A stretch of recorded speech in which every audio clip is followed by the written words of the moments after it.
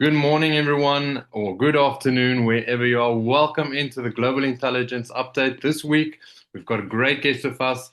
He's joined us many times before, so if this is your first time, please go back on the older versions or the older Global Intelligence Update and go have a view at what content is shared previously. But today, we've got Ian Hatton. And for those that don't know who Ian is, let me just give you guys a brief introduction and we'll get into the session right away. So, our speaker has been known to disrupt his audiences around the world and is notorious for awakening dreams. He's a conscious leadership expert who has trained and inspired thousands of leaders from 105 countries.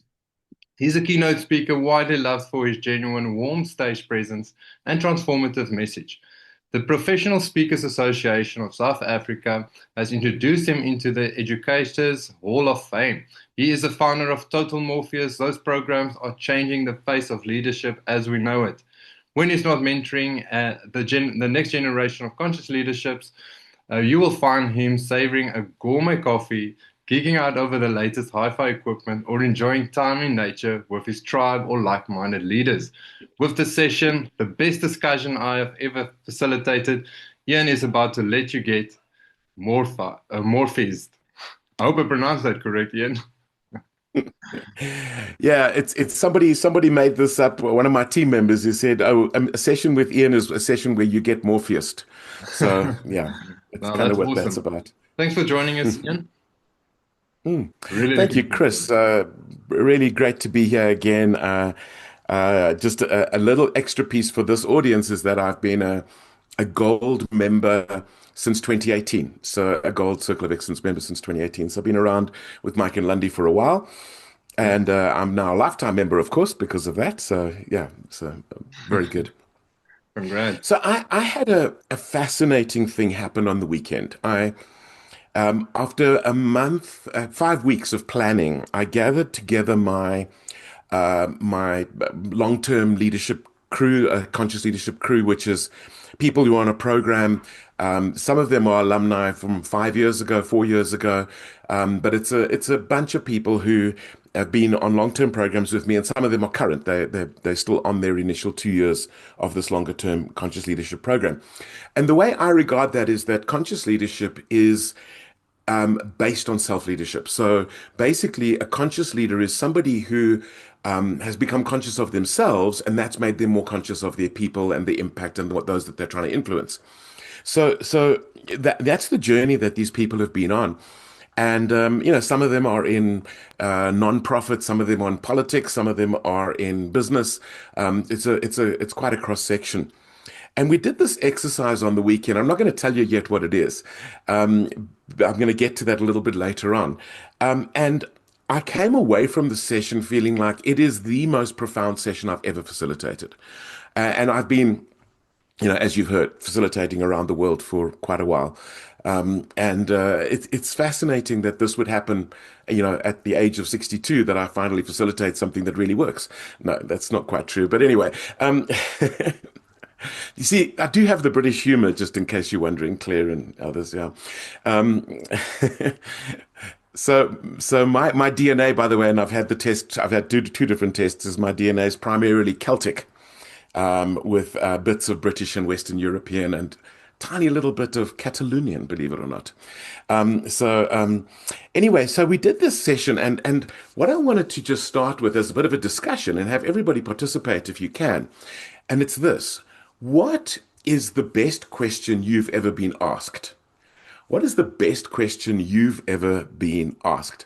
Now, I was asked this question by somebody wishing me happy birthday on LinkedIn a month ago, and I went and had a look, and I eventually said to him, the one that I'm going to choose this time is, what if nothing's wrong? And it doesn't say that nothing's wrong, just to be clear. It's what if nothing's wrong? That question about 10 years ago transformed my life. So just by, not playing the blame game, not going for, a therapeutic approach to everything, but actually going that. So I'm just kind of wondering, anybody, what is, even if it's not the best, what's a good question you've been asked? Well, yeah, I had what was the turning point before a big change? So just say it again. What was the turning point before a big change? Like, what Oh, was the wake-up call? beautiful, beautiful, brilliant question. Because now it makes us understand. Because one of the problems is that very often, in fact, I mean, hopefully it's irrelevant what I'm about to say, whether you're a fan of Bill Gates or not. But I used to work for Microsoft more than 25 years ago, about, and one of his favorite things was to say, "We learn nothing from success; we only learn from failure." And very often we make assumptions about what our success was based on. But when we analyze failure, we actually learn a lot more. And Jeffrey, I love your question because the turning point means what was that specific point? And I think that's a brilliant question. Let's hear from a few more.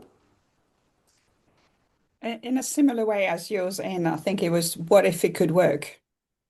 Right. What if it could work? And then they're turning into the positive side of it and making me think that, I was looking at the negatives and, they kind of say, what if it could work? Yeah. Yeah, That's exactly. actually, yeah, that's I exactly love that one, what Claire. I've got on my Sorry, computer. Stephanie. Go Oh, ahead. sorry, Ian, man. Yes, I needed to cut in there, Claire, because this is actually a little note that I've put on my, um, on my laptop here. What if all works out? Exactly. So this is the Mm. next question. Mm.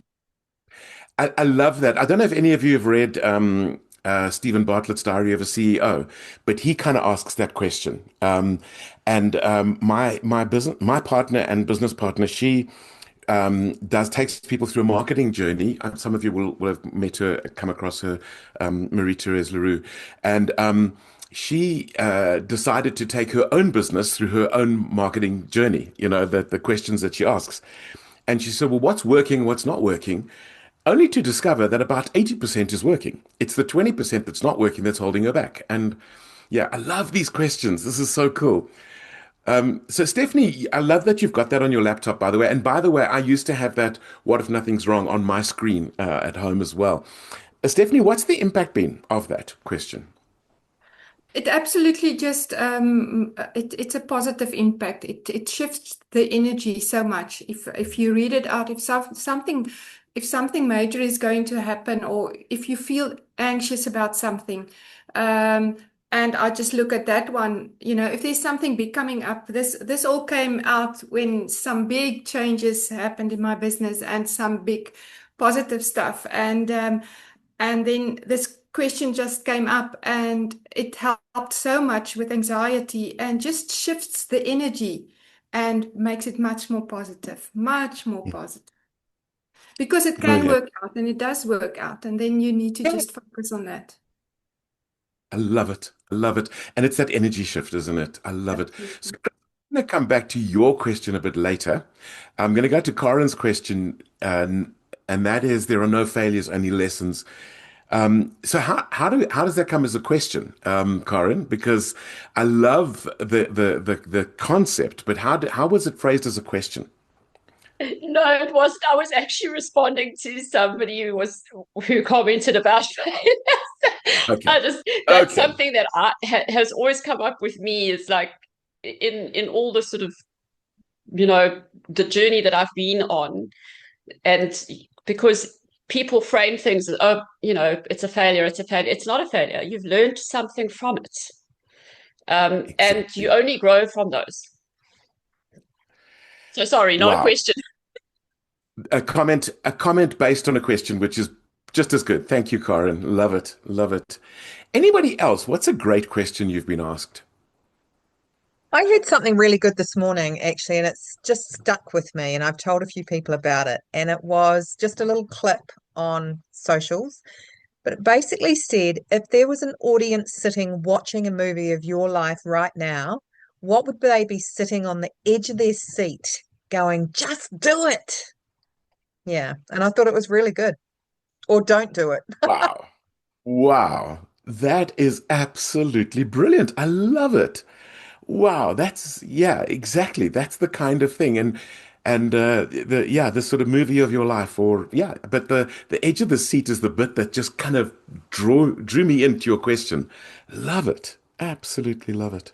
So the question Anybody that I else got, been asked a good question? Sorry, go ahead, yeah, Stephanie.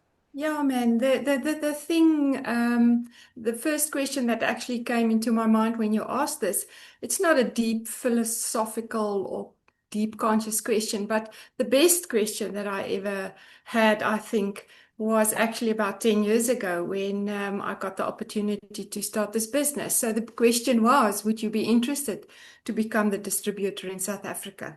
And this was a big question and something not at all in my field and nothing that I actually thought of or something. It's just came up and that made the change. So that question, just the opportunity of that question and to answer that question, because I had to go back and think about it or pray about it. And then the answer that I got was, if you don't do it, somebody else will.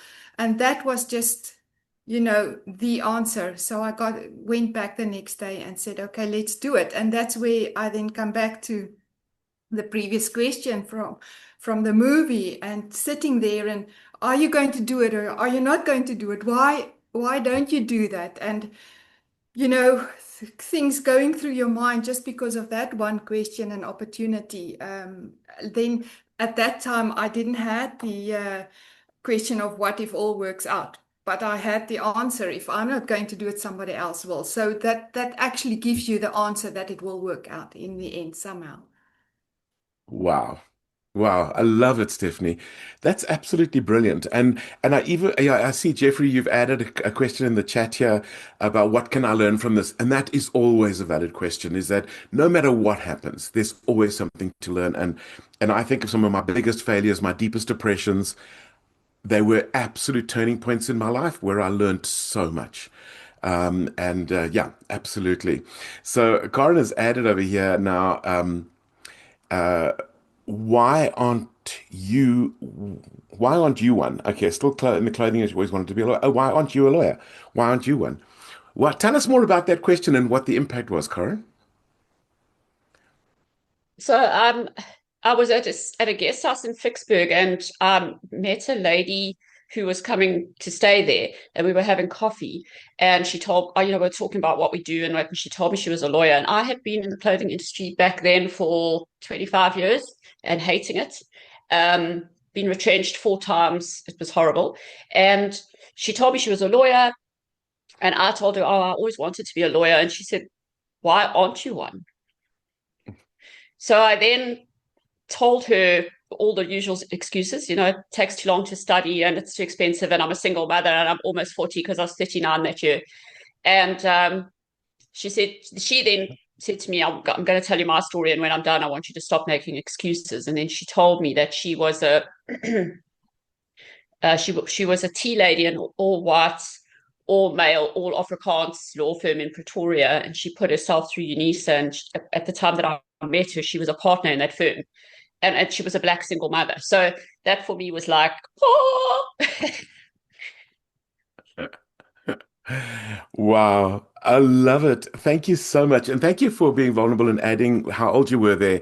And by the way, my big turning point was also kind of 39. I was in the IT industry for 19 years, after having done a year of youth work and other things as well. And then I suddenly became aware of just how dysfunctional leadership was, including my own, just to be really clear. It was including my own. And so I did a master's, started in 2002 with a master's in organizational leadership. And in September that year, left Microsoft. And yeah, it's the same sort of story. I was 39 years old, and had to transition, and it's been a rough ride. I won't deny it, but it's actually been. I could not imagine myself still in the IT industry. It would be such a disaster for my personality and who I am and my wiring. Yeah. Okay, so I want to change the tack slightly and just ask two questions briefly that I'm gonna. It doesn't. We'd have to have a long discussion, but these kinds of questions, and these are absolutely brilliant questions. Who needs them? Who needs to be asked these questions? Everyone. At some point, we all probably should get those questions or ask ourselves those questions at some point. Hmm. And Jeffrey? Everyone. I think insights, big and deep insights, often follow a very good and deep questions. Mm. And this actually wasn't exactly what I was going to ask next, but it's just come up for me, and I think it's critical. Um, what is the impact of these things as questions rather than statements? Just makes you think. Hmm. Completely agree with you, Claire. There's more, though, that I've discovered. But I agree with you. You're 100% right. That's the number one reason. But there's another reason. It I can think it change shifts the your energy. The energy, thanks, Stephanie. Jeffrey? the perspective. It Yes. changes the perspective. There we go. Thank you. Self-realization. It challenges you. Now, the psychology of this, and yeah, of course, thank you, leaders, Corin. That's exactly why I ask these kinds of questions and the impact that I'm starting to have with those questions. And by the way, this tallies in with a session I did. I don't know if it was early this year or late last year, so you can always go back and look in the archives. But I did a whole session on how much more powerful my work has become since I've stopped playing the expert. And what apparently now I'm being lauded as an expert because I'm not playing the expert. If you can see that, there's something, it shifts the energy, as Stephanie has said. And the more I'm able to ask good questions, the more profound the insights that people have. But there's another piece of this: ownership. There's a beautiful theory that if you, well, let me just use a very basic, simple, stupid example, and that is if a teenager doesn't tidy their bedroom, is it because they don't know how? In other words, they're not competent, or is it much more of a commitment kind of thing, like a motivation or something like that?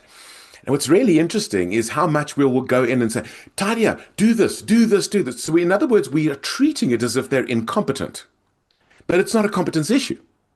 It's an ownership issue. Okay. But by asking all the right questions, and by the way, I've heard a little bit about this. I've spoken to somebody who was just out of her teens, and she said, the worst punishment I ever got from my parents wasn't being grounded. It wasn't anything like that. The worst punishment I ever got from my parents is when they sat me down and asked me all the difficult questions. That was the most uncomfortable thing because now I have to own it. I have to own my answers. I have to think of my responses. I have to put in ownership. And so there's something about when we ask a profound question that the other person now has to own it. So let me give you a simple example in that I often do when I'm training leaders, and I will talk about if somebody, let's say their performance is off track and they know how to do the job, okay, but let's say they used to submit their weekly report like clockwork and now for 2 weeks in a row they've missed it. If you try and tackle that by going, you must get your report in, and you sort of finger wagging, you're actually going to disengage them further. It's going to get worse, not better. You might get the report, but you're not going to get the engagement. So what I rather say to them is, ask them about, what you've always been like clockwork. What's going on? And you may find out it's a personal reason, or they had a setback with a client, or you don't know. So discovery is so important. But can you see what's also happening is they starting to think about what went wrong. And very often they haven't thought that. They may be feeling guilty or shame or all sorts of possibilities, but they haven't really thought through what's going wrong. And so, and then they say, oh, well, this is the problem. You say, oh, right. And how long is it going to take to fix that? Do you have a plan to fix it? When you've fixed it, will you be able to catch up on the ones you've missed? You just keep asking these questions and it just increases the ownership, ownership, ownership. Psychologically, when you go, you must do this, you must do this, you must do this, they feel you own it, not them. And so these profound questions are the things that actually change behavior. If we want to see behavior change, it's about asking profound questions. So, and yeah, Karen, you're absolutely right. It is about the iceberg principle, but it's not for us to go and poke under the iceberg. It's for us to ask the question so that they go excavating and say, oh, it's this, it's that, it's the other. And by the way, this might sound a little bit weird, but if you are in that situation where it is a sensitive topic, don't ask a why question. As in, why didn't you do this? Why are you behind? Because that feels accusatory. And you go, what got in the way? Now they've got to go and analyze what got in the way. They don't feel as threatened. So I try to, when it's a sensitive topic, I always try to not ask why. I try to translate all my why questions into what or how or when questions. They have a much more profound impact. Now, just to be really clear on this, purpose is about answering your why. So I'm not anti-why. Okay. I'm saying in a coaching kind of environment, a why can feel like an accusation. And so we don't want to ask it that way, especially when it's a why that looks backwards. And we want to move people forwards. So, that's quite a critical thing.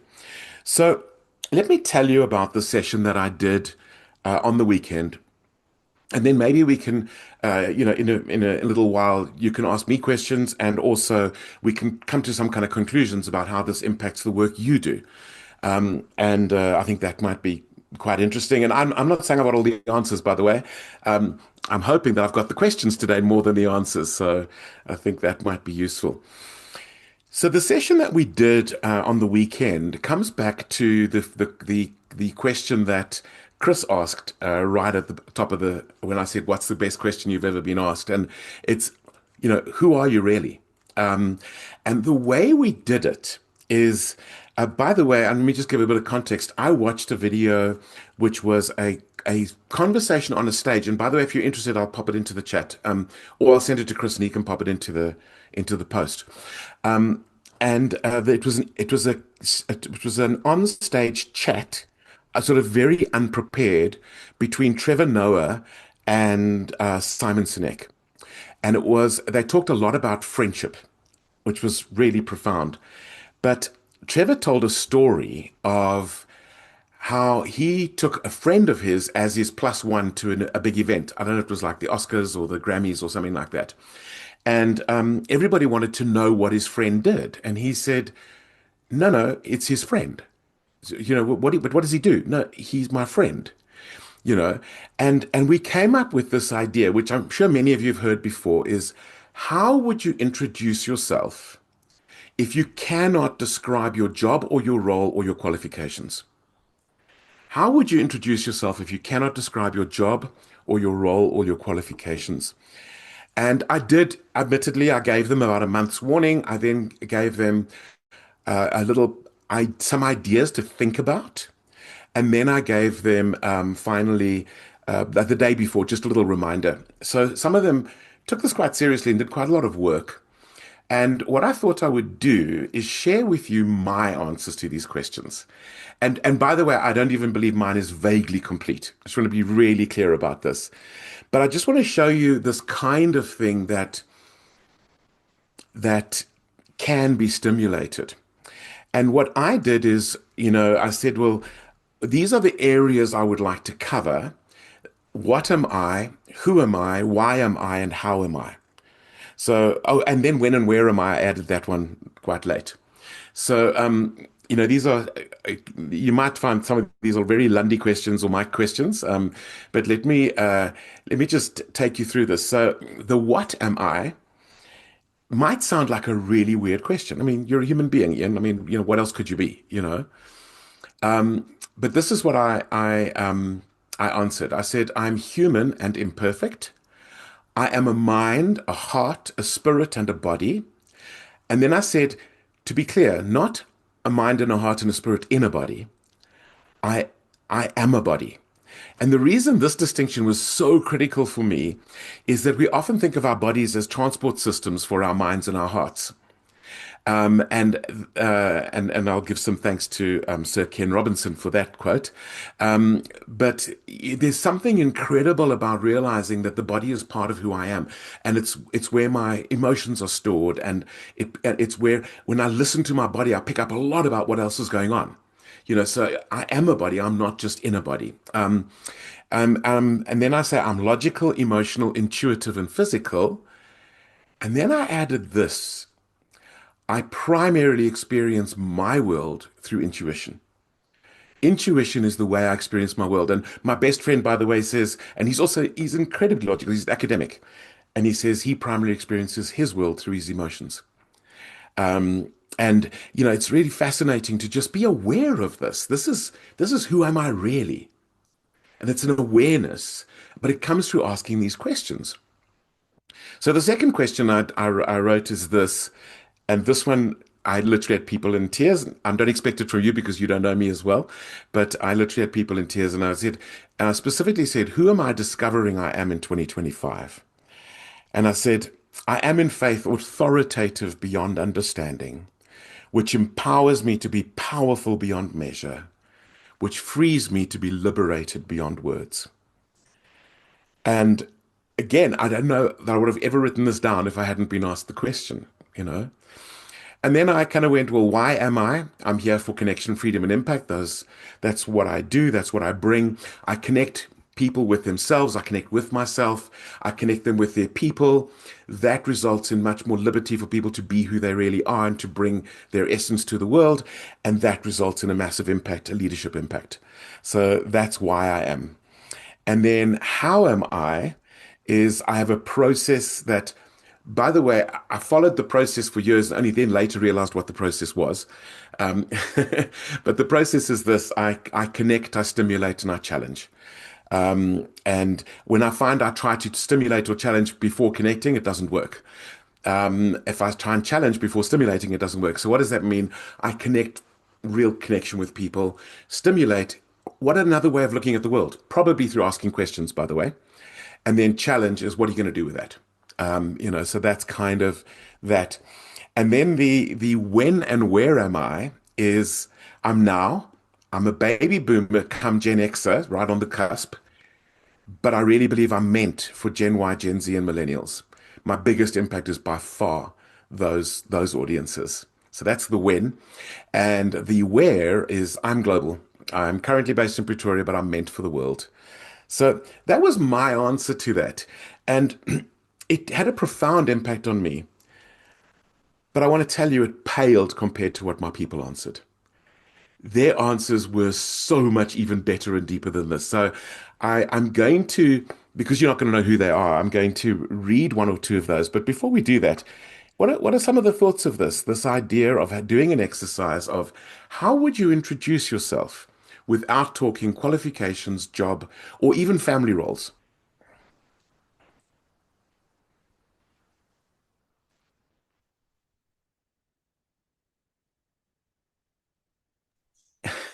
I'd say Thank you yeah. you get to something more personal, something more tied to your core. Yeah, so something that's beyond the rules, as you just said. Exactly, exactly. And what is that extra depth? What is that extra thing that we start to sense or feel? I think I always start with I'm a survivor, I'm resilient, and can withstand adversity because of my life experience. I think I start with that. Lundy says I'm a warrior. Mm.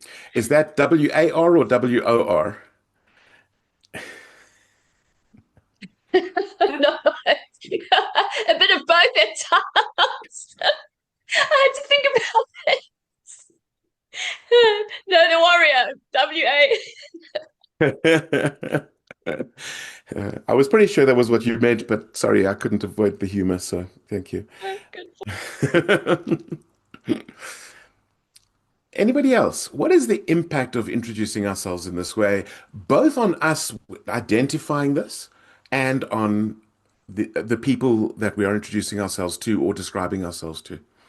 I guess you connect on an emotional level straight away. So you're going deep straight to that connection. And that's as soon as you connect on that level, that's it. Mm, You either love that person or you just, so as soon as the emotion comes in, that's mm, that connection that you build.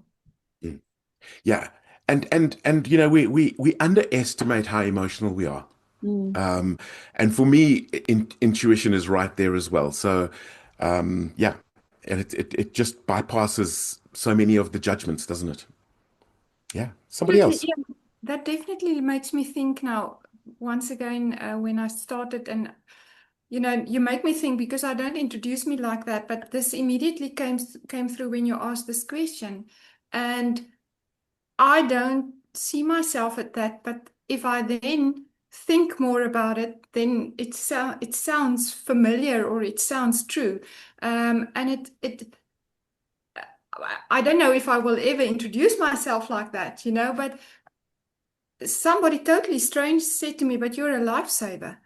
And that actually happened on the first mastermind that I attended with Mike and Landy, and how I got introduced. But it was somebody sitting next to me, and the question was asking, who are you, what you do? And I told them, and she said, oh my gosh, but you're a lifesaver. And when you now ask this question, because I never thought about that title or something like that, so you made me think, but it immediately came out. And now I understand that I don't know if I will ever introduce myself like that, because I feel it's huge. But if I look back at my life, and if I look at what I actually do, I can totally just agree that I'm saving lives. Yeah, that's the connection. That's the core of Mhm. who I I think am, sometimes it's actually. having that reflection mirror from other people as well, which, Yeah. when you ask the question, you feel a little bit embarrassed of saying it. But, as people come up and, it kind of comes up. I mean, only a couple of days ago, somebody's called me the energy bomb. And I'm just thinking, my kind of subtitle was the energizer, but then it's gone another level, energy bomb now I am, and actually seeing other people, that reflection from other people will Mm. often show We you should how you we should take it to heart, shrink. hey? Right. Yeah, we should take it seriously then, eh? When it comes back to us. Yeah, absolutely.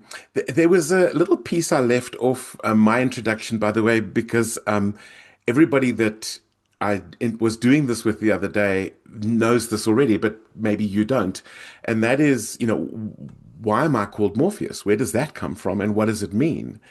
And some of you have heard the story, some of you haven't heard the story, but what happened was this was a profound thing. It was 21 or 22 years ago. I was with a group of friends, and we'd kind of been talking or discussing a particular book that we'd all sort of read. And there was a place in this book where this guy said, I want to know who I am really. I know that my name is this or whatever, but who am I really? And we started saying, well, it could be something mythical, it could be a historical character, it could be like a Joan of Arc, or it could be, whatever it might be. It could be a cartoon character, it could be a movie character, it could be any of those. And I'm going to read you one in a moment from one of my leaders who runs a fairly large nonprofit.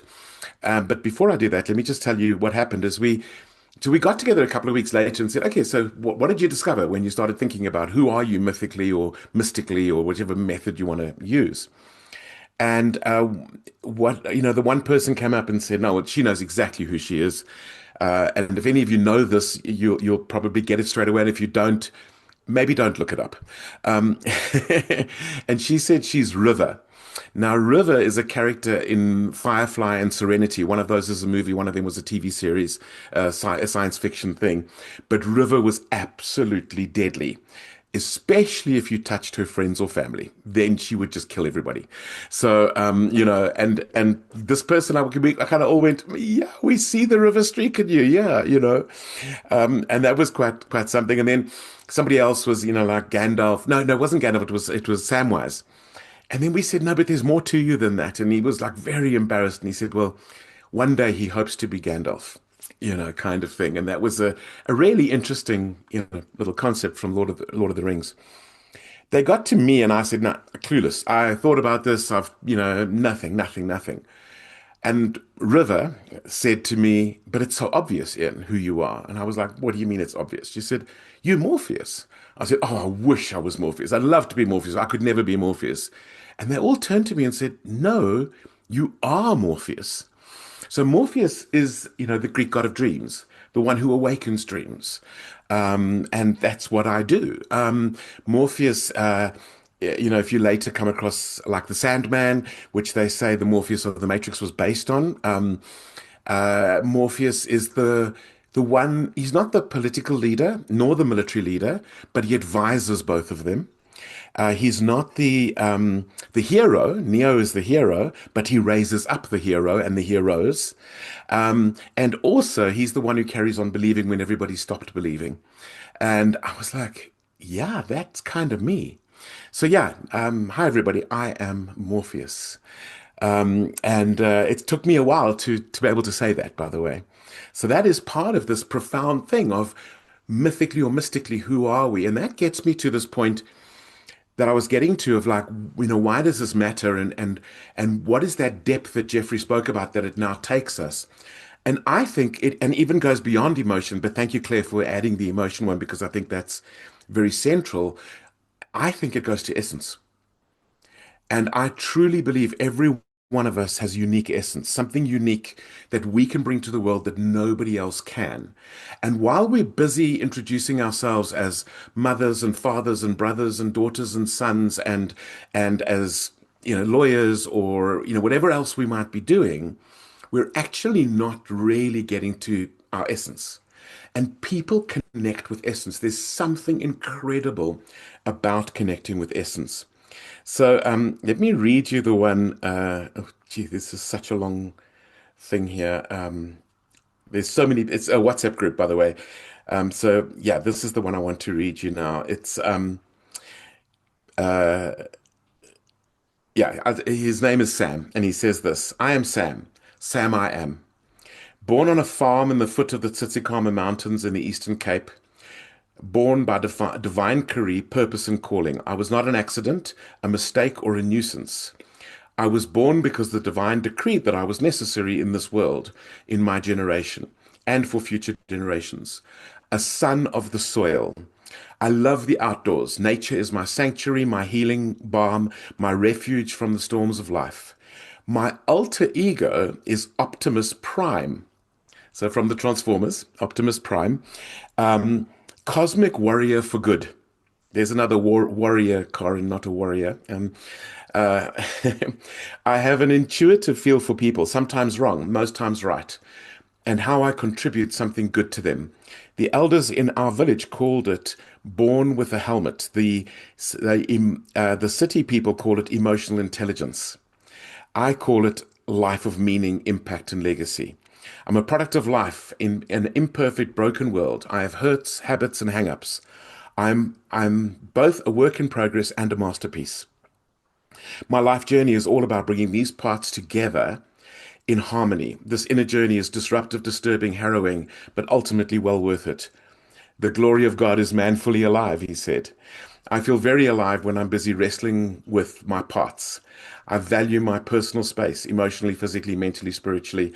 I only welcome in those who I feel a connection with. I'm part of a tribe.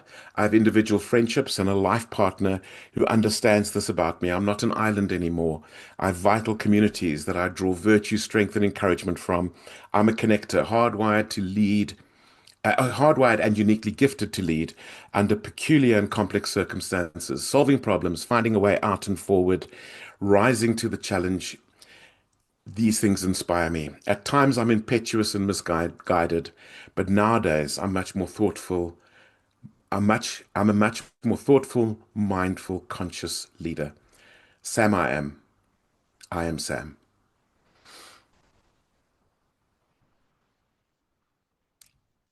Any thoughts? Absolutely beautiful. I know, Sam. And it's exactly.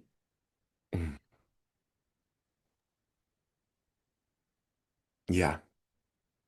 I was just allowing a little bit of time to absorb these profound questions, and I think to simplify life is important to define purpose, who I am, and what direction and how I spend my energy. But what you've been talking also too is how to speed up connection with people.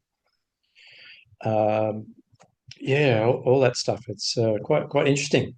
Quite interesting to polish or to distill further who are we.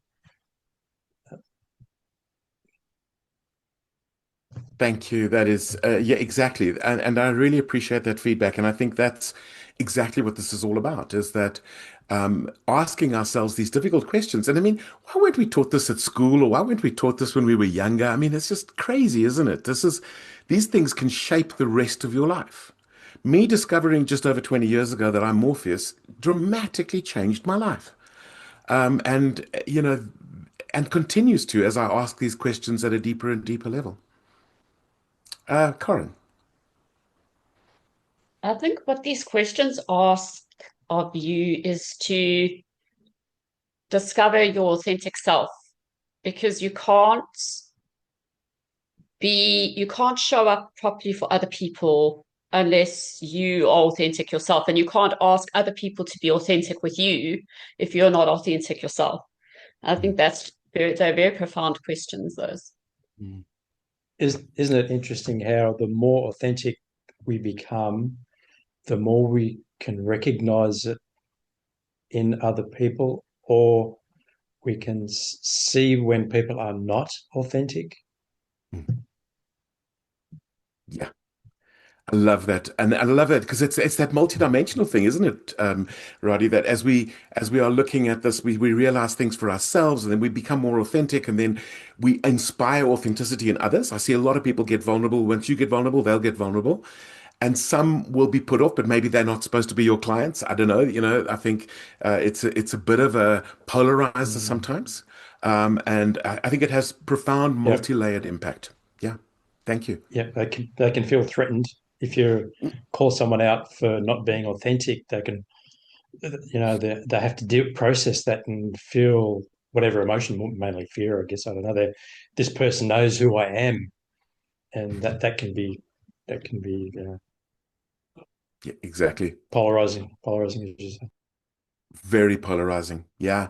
And I think we forget how important that is as entrepreneurs, is that we are not here for everybody, and we need to be polarizing in those that will identify with this message. So, for example, I started off by talking about how I believe that great conscious leadership starts with self-leadership. And I often say this from the stage, and I can just see the profound impact where people I go into and I challenge them on this, and I go, if you're struggling in your leadership, there's probably something wrong with your self-leadership.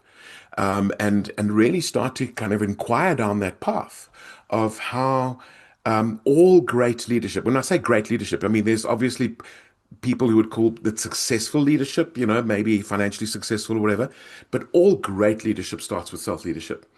And these kind of exercises and these kinds of questions, we start by asking them of ourselves, but over time, we start to ask them of others. And that is our influence. That is our profound impact on the world. So I kind of said I wanted to talk about, what are the best questions to ask, and I think we've kind of gone there. And to me, this one that I did over the weekend of how would you introduce yourself if you couldn't use all these other typical things that we rely on, that I think is pretty profound, but I don't think it's the only. I think you've all mentioned beautifully profound questions. And then I sort of said, well, who needs them? And it's self first, others second, I think is probably the answer. Why do we need them? Because they're so profound and they really change our lives.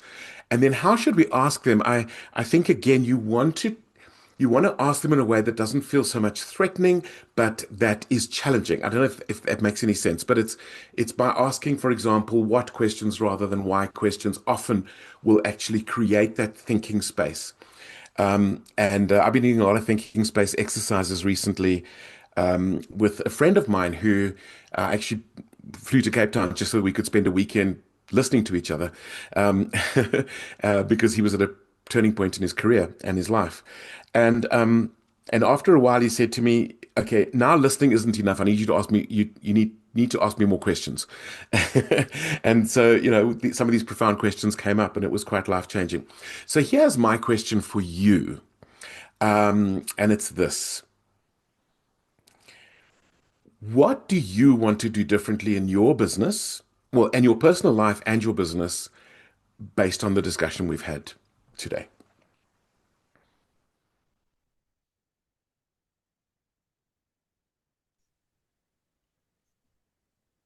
Answer the questions.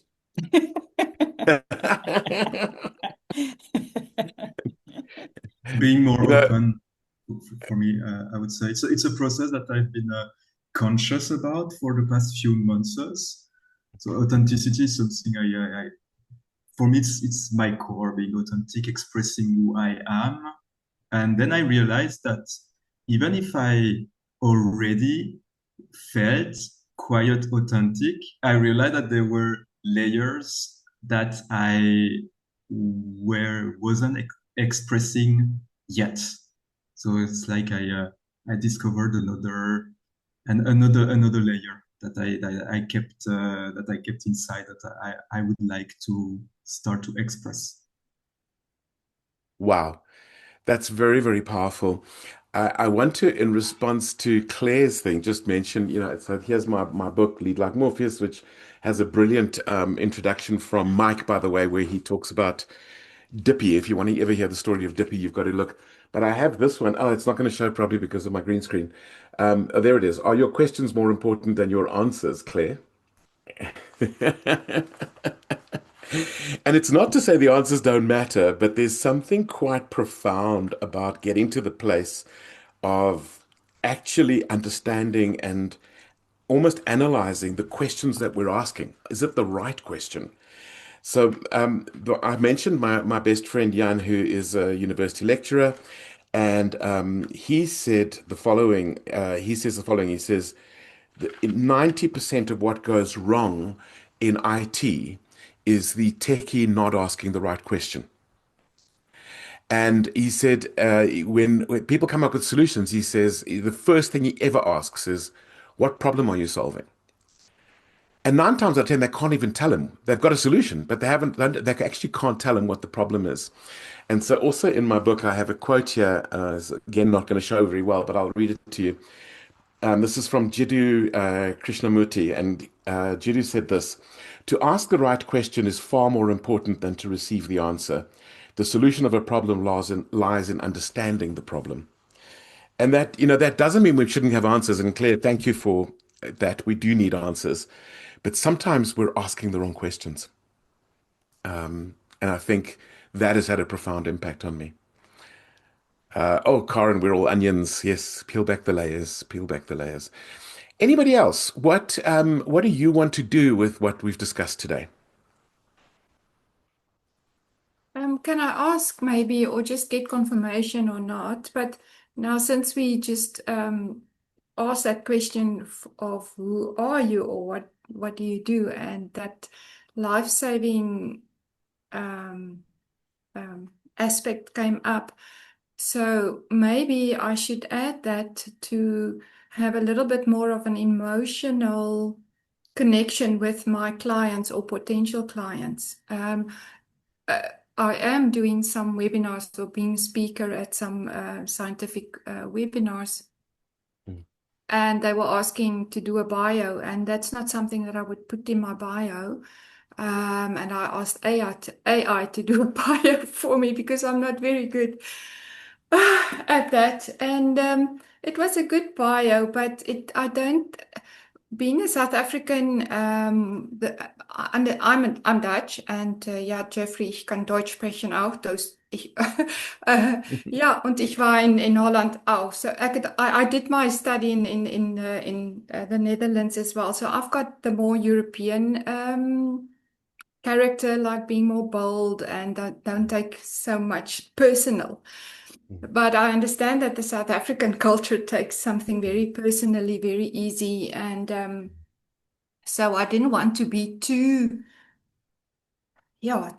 personal or claiming that I'm a lifesaver. But so many, I mean, even just two weekends ago, the product that I'm giving, that I'm distributing, is actually saved a life at that stage as well. So do you think I should add that somehow? Because of course my business is not just about me, although I'm the sole distributor, I'm the only director.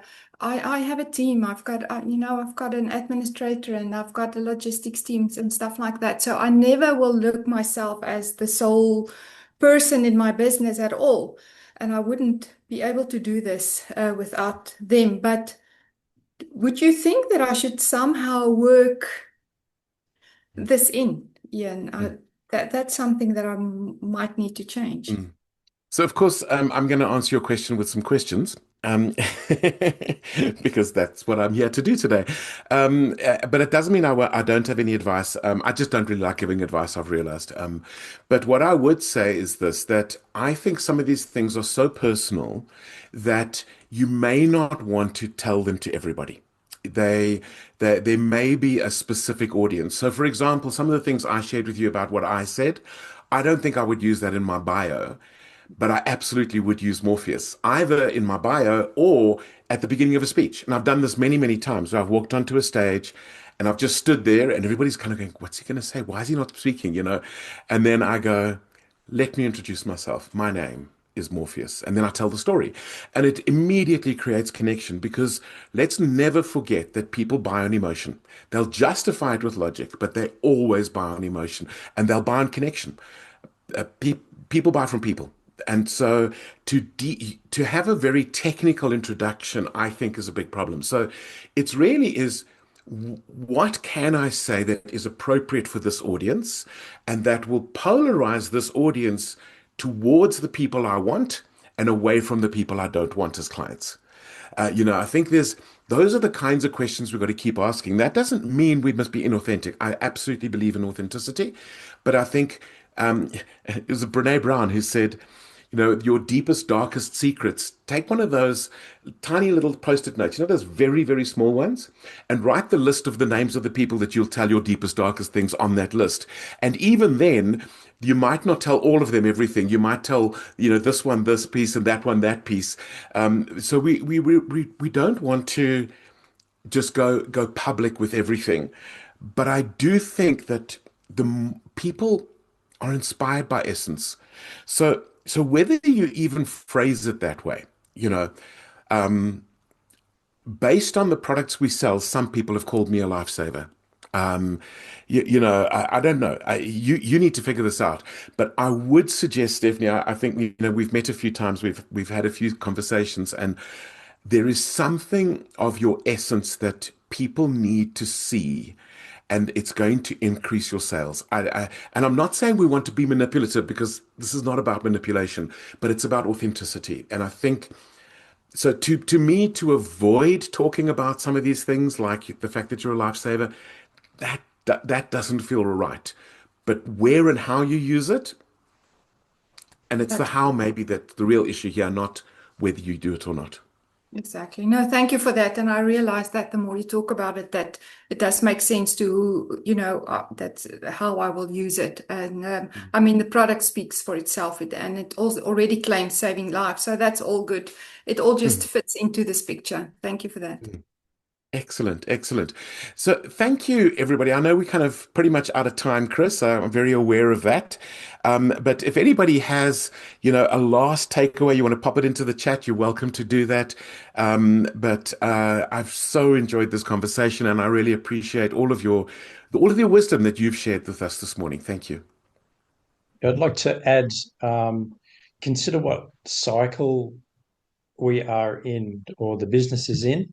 So starting from the beginning, it's very good to ask the questions and then you can implement them in the business. Yeah. If you're in an autumn phase or a winter phase, the reinvention isn't the right time to do it. So I guess, they'd be what season is the business in, or what cycle, and ask relevant questions in that category. Thank you so much for that. And just as I hand over to Chris, the reminder I want to give you is asking the right questions of your clients could change your impact and their lives. Awesome. No, really great feedback and a great session, guys. A little bit of a different session today. So thanks for that, Ian. Really, really much appreciated. And Matthew, thanks for being here. So with that, yeah, we're out of time. And we just want to say thank you for everyone joining us live on the session. Really appreciate all the engagement. It's really been informative. And I'll look at that. Such cool animations, Ian. But yeah, also just want to say to the offline listeners and viewers, Oh, that's cool. Party. I hope everyone will see that online. But yeah, let me just get back to it. So thank you, everyone, the offline listeners and viewers. Really appreciate you guys as well. And that's actually been booming quite much lately. So just appreciate your support. And everyone, we'll see you again next week. So join us again. We'll have a great guest with us. Bye, everyone. Have a great week ahead. Bye. Thank you. Bye bye. Bye bye.